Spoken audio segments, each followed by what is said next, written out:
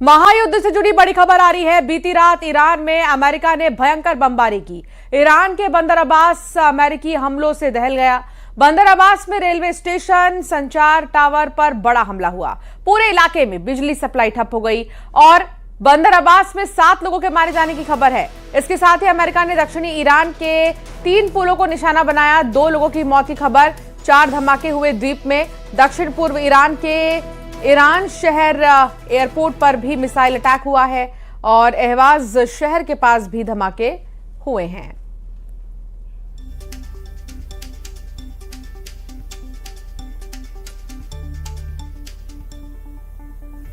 चार तस्वीर, यूएस की एयर स्ट्राइक और ये पुल पर एयर स्ट्राइक।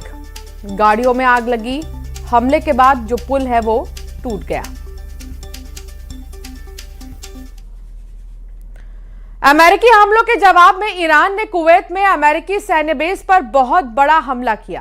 कुवैत में ईरान की मिसाइल और ड्रोन स्ट्राइक के बाद अमेरिकी बेस पर भीषण आग लग गई है। ईरान ने बहरीन के अल सखीर बेस पर भी हमले का वीडियो जारी किया है। अमेरिकी हमलों के जवाब में ईरान ने कुवैत में अमेरिकी सैन्य बेस पर बहुत बड़ा हमला किया और कुवैत में ईरान की मिसाइल और ड्रोन स्ट्राइक के बाद अमेरिकी बेस पर भीषण आग लग गई।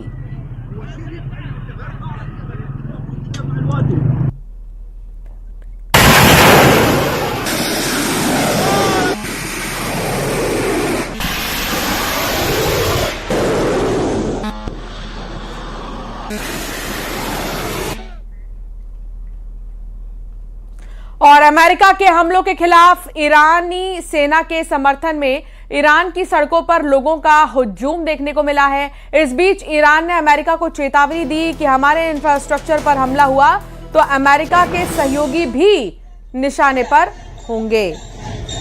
अमेरिका के हमलों के खिलाफ ईरानी सेना के समर्थन में ईरान की सड़कों पर लोगों का हुजूम देखने को मिला है और इस बीच ईरान ने अमेरिका को चेतावनी दी कि हमारे इंफ्रास्ट्रक्चर पर हमला हुआ तो अमेरिका के सहयोगी भी निशाने पर होंगे।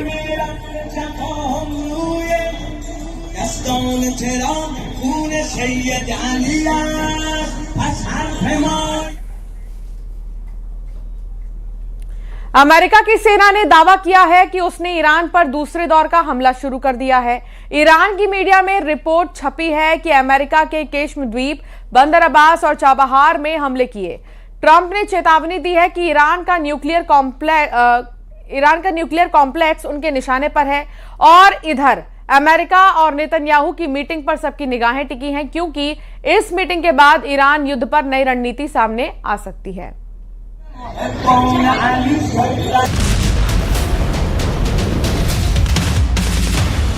क्या ईरान दूसरे राउंड की जंग में टिक पाएगा? क्या अमेरिका और इजराइल अब निर्णायक हमला करने वाले हैं? क्या ट्रंप और नेतन्याहू की मुलाकात में तय होगा कि तीसरा राउंड का युद्ध कैसे शुरू करना है? क्या व्हाइट हाउस में होने वाली बैठक से पूरे पश्चिम एशिया का भविष्य तय होने वाला है?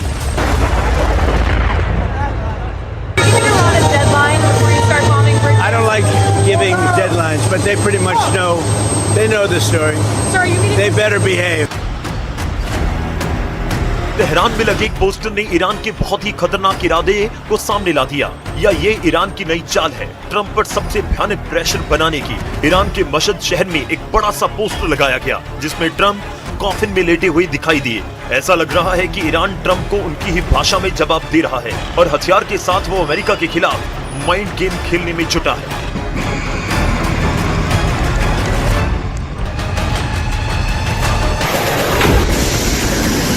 क्या ईरान का ड्रोन युद्ध उसे जंग में कामयाबी दिला पाएगा? दूसरे राउंड की जंग में ईरान ने ड्रोन वाला दांव लगा दिया है।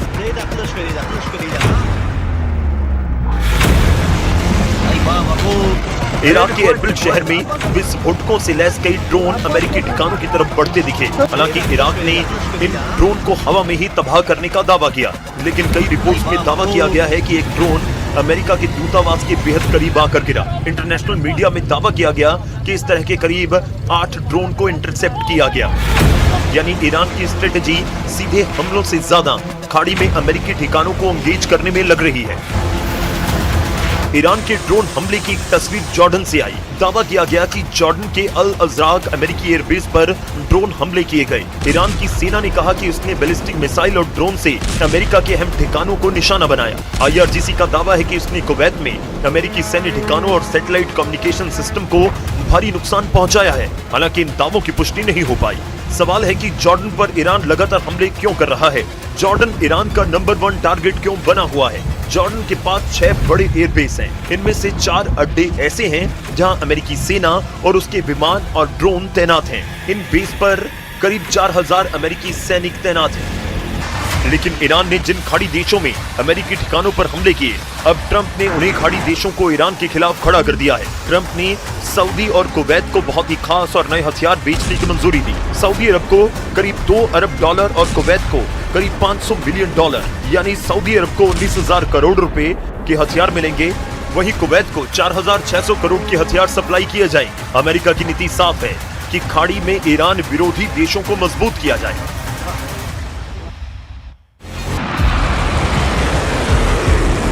दूसरे राउंड की जंग में अमेरिका ने ईरान को चारों तरफ से घेरने की स्ट्रेटेजी पर काम करना शुरू कर दिया है। अमेरिकी सेंट्रल कमांड ने ऐसे विजुअल जारी किए जिसमें ईरान के तटीय रक्षा ठिकानों और मिसाइल साइट पर ताबड़तोड़ हमले दिखाई दिए। अमेरिका की मिलिट्री यूनिट के मुताबिक इन हमलों का मकसद केवल मौजूदा जवाब देना नहीं, बल्कि भविष्य में होने वाले किसी भी बड़े मिलिट्री ऑपरेशन से पहले ईरान की सैन्य ताकत को कमजोर करना है।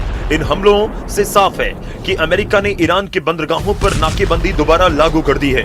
अब वॉशिंगटन केवल आसमान से नहीं बल्कि समुद्र के रास्ते पर भी दबाव बढ़ा रहा है। दूसरी तरफ ईरान ने इसे अपने अस्तित्व की लड़ाई बताते हुए बहरीन, कुवैत और जॉर्डन में अमेरिकी ठिकानों पर हमले का दावा किया। ऐसे में साफ है कि अब जंग केवल मिसाइल बनाम मिसाइल नहीं रही, बल्कि पूरे पश्चिम एशिया में सैन्य और आर्थिक दबाव की लड़ाई बन चुकी है। लेकिन अब सवाल केवल इतना नहीं है कि अमेरिका और ईरान कौन ज्यादा हमला कर रहा है। अगले कुछ घंटों में ट्रंप और इजराइल के प्रधानमंत्री नेतन्याहू की मुलाकात होने वाली है और माना जा रहा है कि इसी बैठक में दूसरे राउंड की जंग का अगला चैप्टर लिखा जा सकता है। सबसे बड़ा सवाल यह है कि अब ट्रंप का अगला मूव क्या होगा। बात जवाब दे रहा है, इसलिए अब सवाल यह है कि क्या केवल एयर स्ट्राइक से ईरान को रोका जा सकता है या फिर अमेरिका को और बड़ा सैन्य ऑपरेशन करना पड़ेगा।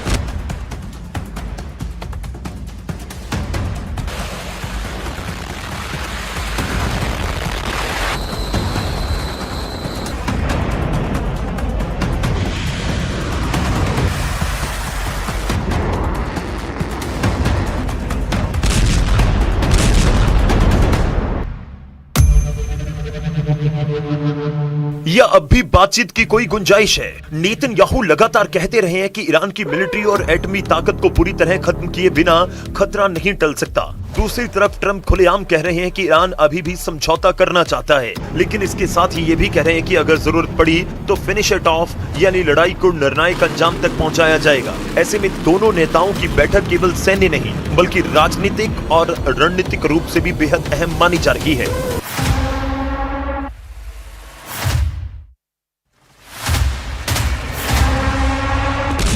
यानी दूसरे राउंड की शुरुआती दिनों में ईरान ने अमेरिका को कई मोर्चों पर चुनौती जरूर दी, लेकिन अब असली चुनौती शुरू हो रही है, क्योंकि अमेरिका धीरे धीरे सिर्फ जवाबी कार्रवाई नहीं बल्कि ईरान की सैन्य ताकत को पूरी प्लानिंग से कमजोर करने की रणनीति पर बढ़ता हुआ दिखाई दे रहा है। अगर यही दबाव जारी रहा तो आने वाले दिन ईरान के लिए कहीं ज्यादा कठिन साबित हो सकते हैं।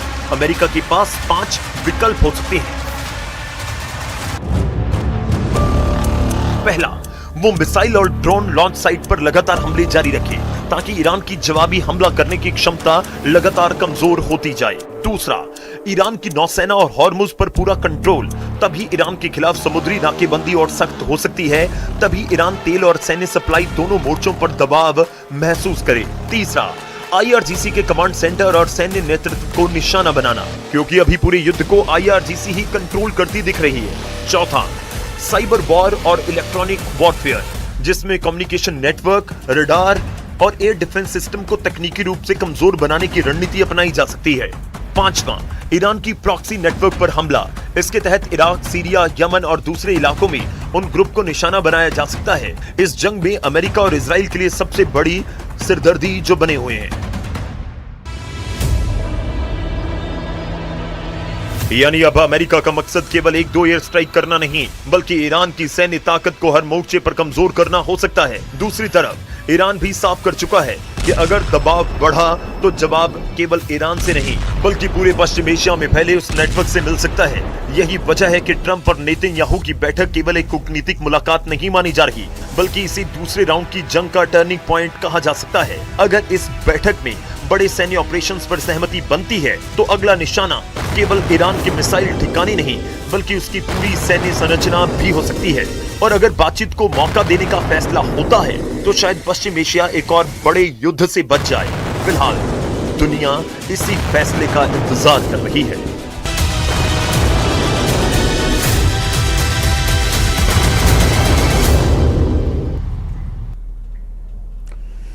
ईरान जहां सत्ता का असली चेहरा हमेशा पर्दे के पीछे रहा है, लेकिन इस बार पर्दा इतना गहरा है कि दुनिया पूछ रही है आखिर आयतुल्लाह अली खामेनी के बाद देश को चला कौन रहा है। उत्तराधिकारी माने जाने वाले मुस्तफा खामेनी आखिर कहां हैं?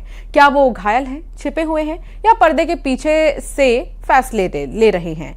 इस रिपोर्ट में हम ईरान से जुड़े हर रहस्यमय सवाल की परतें खोलेंगे। कहां गायब हैं ईरान के पावर सेंटर? दुनिया को क्यों नहीं दिख रहे मुस्तफा खामेनी?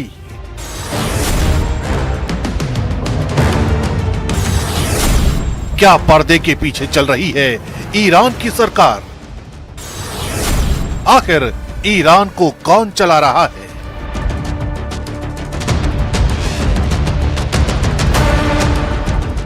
दुनिया के सबसे रहस्यमय देशों में ईरान को सबसे ऊपर गिना जाता है।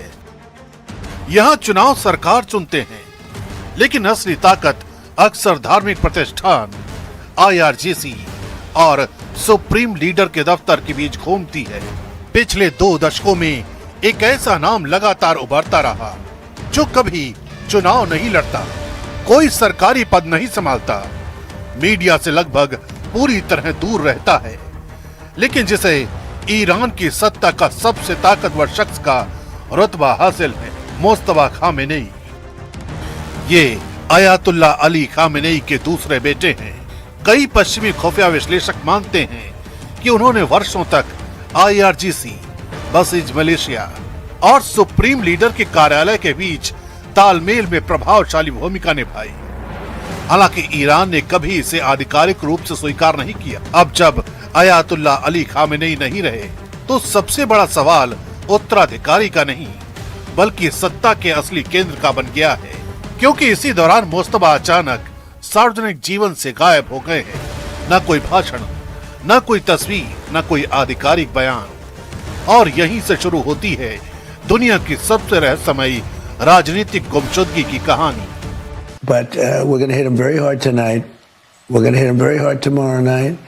We're going to hit them very hard the night after. And then next week it gets really bad for them because next week comes the power plants. Next week comes the bridges. We're going to knock out all their power plants. We're going to knock out all their bridges unless they get to the table and negotiate. You better make a deal. You're not going to have anybody left. We're being very careful with the civilian population, as you know, but I said, you better make a deal. You're not going to have anything left. Mustafa Khamenei की गैर मौजूदगी को लेकर कई तरह के दावे सामने आए हैं। कुछ पश्चिमी मीडिया संस्थानों ने कहा कि वे इजरायली हमले में घायल हुए हैं। कुछ रिपोर्टों में उनके चेहरे के झुलसने की बातें लिखी गई हैं, जबकि सोशल मीडिया पर उनकी मौत तक के दावे वायरल हुए। लेकिन जब इन दावों की जांच की गई तो तस्वीर अलग निकली। न ईरान सरकार ने उनकी मौत की पुष्टि की, न किसी विश्वसनीय अंतर्राष्ट्रीय एजेंसी ने। बड़े बड़े मीडिया संस्थानों ने साफ कहा कि उनका गायब होना जरूर एक फैक्ट है, लेकिन मौत या गंभीर चोट के दावों का सच अब भी उलझा हुआ है, क्योंकि अमेरिका के 3rd राउंड अटैक के बाद एक मैसेज को मुस्तफा खामेनी के नाम से वायरल कराया गया। मुस्तफा खामेनी के नाम से जारी हुए संदेश में साफ कहा गया था, ईरान बदला लेना चाहता है, हमारे नेता को धोखे से मारा गया, शहीदों के खून का हिसाब लेकर रहेंगे।